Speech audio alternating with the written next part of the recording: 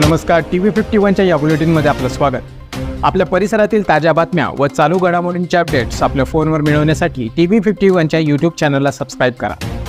बातम्यांचे नोटिफिकेशन्स मिळवण्यासाठी बेल आयकॉनवर क्लिक करायला विसरू नका। शहरातील फार्मसी कॉलेज परिसरात प्राणघातक हल्ला करून फायर करणारा चराईत गुन्हेगार अख्तर काल्या उर्फ शाहिद अख्तर अखेर पोलिसांच्या जाळ्यात सापडला आहे।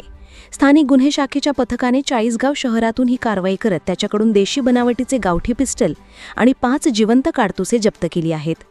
पवारवाडी पोलीस ठाण्यात या प्रकरणी गुन्हा दाखल होता।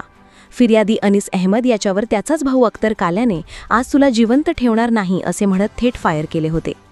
यामध्ये एक राऊंड त्याच्या डाव्या गुडघ्यावर लागून गंभीर जखम झाली होती। हल्ल्यानंतर आरोपी व त्याचे साथीदार फरार झाले होते। ही घटना गंभीर मानत नाशिक ग्रामीणचे पोलीस अधीक्षक बाळासाहेब पाटील, अपर पोलीस अधीक्षक तेगबीर सिंग संधू व उपविभागीय अधिकारी सूरज गुंजाळ यांच्या मार्गदर्शनाखाली स्थानिक गुन्हे शाखेचे निरीक्षक रवींद्र मगर यांच्या नेतृत्वाखाली विशेष पथक तैनात करण्यात आले होते।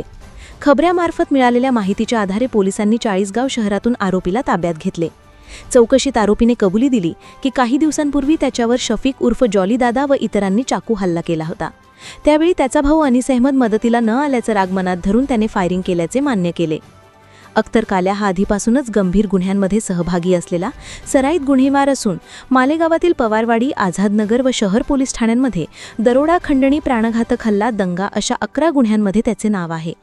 ही यशस्वी कारवाई पोलीस निरीक्षक रवींद्र मगर, पोउनी दत्ता कांभिरे, पो आंच सचिन धारणकर, गोरक्षनाथ संवत्सरकर, शरद मोगल, सविन वराडे, संदीप राठोड, योगेश कोळी, हेमंत गिलबिले, प्रदीप बहिरम यांच्या पथकाने केली।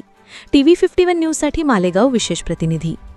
आपल्या परिसरातील ताज्या बातम्या व चालू घडामोडींच्या अपडेट्ससाठी TV51च्या YouTube चॅनलला सबस्क्राइब करा आणि बातम्यांचे नोटिफिकेशन मिळवण्यासाठी बेल आयकॉनला क्लिक करायला विसरू नका।